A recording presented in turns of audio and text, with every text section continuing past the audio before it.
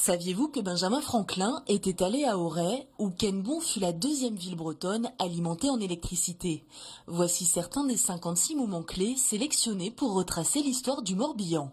C'est donner des repères sur l'histoire du département, c'est-à-dire pouvoir faire le lien entre différents sites que l'on peut avoir dans le département, je pense au site mégalithique par exemple, et pouvoir effectivement, c'est l'idée de la frise chronologique, les replacer dans un parcours historique qui est multimillénaire. On a voulu les répartir de façon à ce qu'on puisse aborder l'exposition soit dans le sens chronologique, soit en remontant le temps. Donc on peut effectivement choisir de partir de la préhistoire vers la période contemporaine, ou bien de partir de la période contemporaine et de finir remonter le temps jusqu'à la préhistoire. Cette période sont représentées avec à l'appui des documents appartenant aux archives départementales.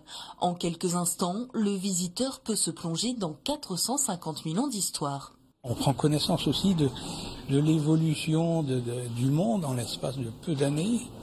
Et on a une image du Morbihan qui est particulièrement dynamique. Je trouve que ça, c'est intéressant parce que on s'aperçoit qu'on vit dans un département qui a de la force, qui a eu de la force et qui en a encore aujourd'hui.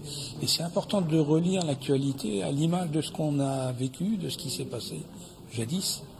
Cette exposition célèbre les 220 ans des archives départementales, nées pour rassembler les papiers issus des confiscations révolutionnaires. Une exposition à découvrir à Vannes jusqu'au 23 juin.